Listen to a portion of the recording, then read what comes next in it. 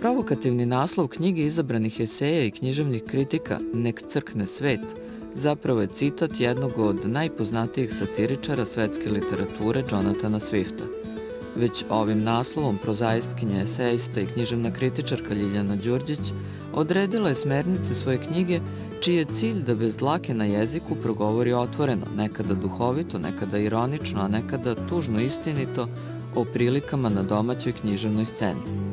Retka literatura, samo za one zaista širokih vidika i čistog uma, za one kojima će se ova knjiga učiniti dobrodošlim osveženjem za provetravanje dogmatske atmosfere i učmalosti. Knjiga koja predstavlja retku pojavu u domaćoj eseistici. Najveći broj eseja u vašoj knjizi "Nek crkne svet" zapravo na neki način predstavlja dijagnozu našeg vremena, a ona nije optimistična. Ona je obično duboko subverzivna u odnosu na društvenu datost, na društvenu situaciju u kojoj se nalazi pisac, u ovom slučaju ja. Činjenica je da kad pišem oslanjam se na sve ono što sam pročitala i na sve ono što se dešava oko mene.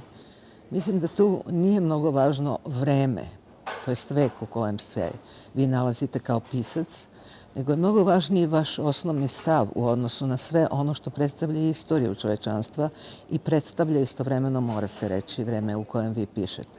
Naravno da sam se oslanjala u svemu onome što je pisao recimo jedan George Bernard Shaw, na njegovu duhovitnost, na njegovu ironičnost, na njegovu ciničnost ako hoćete, takođe na Jonathana Swifta i ako hoćete na mog nekadašnjeg prijatelja Mišu Stanisavljevića. Ovi su eseji i duhoviti i cinični i zaista čini mi se da razaraju onu neku našu ustaljenu sliku kakva inače vlada u našoj domaćoj književnosti. To je neka mediokritetska i uglavnom pohvalna slika i o fenomenima života i o našim domaćim piscima. Mainstream u književnosti i društvu uopšte je ono što predstavlja osrednjost. Obično se priča o tome da je samo 5% čovečanstva predstavlja neku kreativnu grupu stanovništva, a da se sve ostalo pripada toj osrednjoj grupaciji ljudi.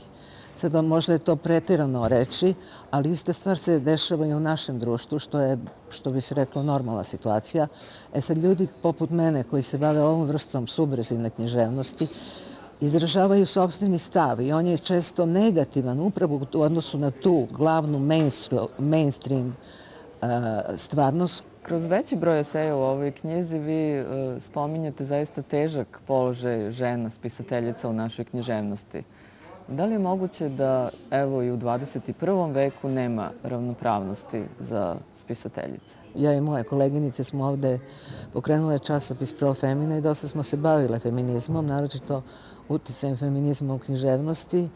I ja sam jedno vreme verovala u to da se neke stvari mogu pokrenuti. Međutim, sad mi se čini da je feminizam čisto jedna, ako hoćete, politička, ideološka stvar koja se u istoriji pojavljivala svaki put kad je trebalo učestvovati u nekim ideološkim političkim borbama i da je on obično bivao iskorišćen i posle zaboravljen.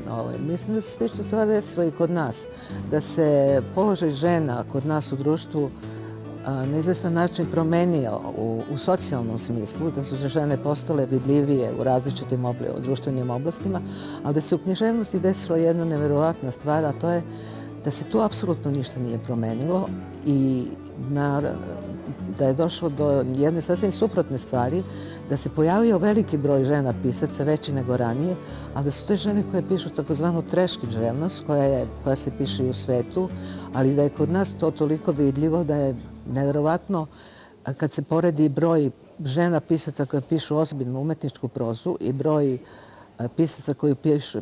žena pisaca koji pišu trash literaturu, ogromne su razlike i za mene je to krajnje razočaravajuća činjenica i mislim da feminizam ništa ne može tu da učini, da je odnos muške i ženske kreativnosti u oblasti književnosti ostao isti kao što je bio i u vreme, ako hoćete, Charlotte Bronte. To je moje mišljenje, moguće da se neki neće složiti sa tim.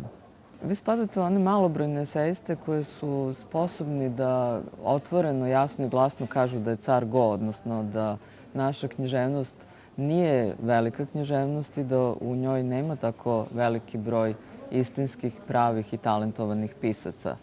Šta mislite, da li je u našoj književnoj sredini uopšte moguć jedan tako otvoren dijalog i razgovor na tu temu? Ja sam tu dosta veliki pesimista. Ja mislim da se to dešava gotovo u svim zemljama bez obzira na veličinu i da je to neko uobičajeno stanje. Klanovi se stvaraju isto kao i u drugim zemljama i oni su uglavnom vezani za određene krugove koji se trude da dosegnu određenu vrstu priznanja u društvu, pre svega za života, a ne posle smrti, naravno. Naravno da su za to vezana i materijalna sredstva. Ja se bojim da u ovom trenutku se vodi borba protiv korupcije kod nas, koja je isto diskutabilna, da ona postoji interesantno, verovatno ću o tome i pisati, postoji u književnosti kao takvoj, u književnim krugovima, možda i u umetničkim krugovima uopšte, i da se nivo književnosti time još više smanjuje nego što je inače nizak. Ali ne mislim da se tu išta može promeniti, da je to jednostavno od uvek bilo tako i da će se ta situacija neće promeniti i da je talenat, da je stvaralački dar ono što određuje svakog pravog pisca i da on često za života ne dobije prava priznanja, ali evo možemo se nadati da će u budućnosti, ako knjiga opstane, pojaviti se neki ljudi koji će, da tako kažem po znacima navoda, iskopati te neke vrednosti koje su stvarne u tom i takvom vremenu.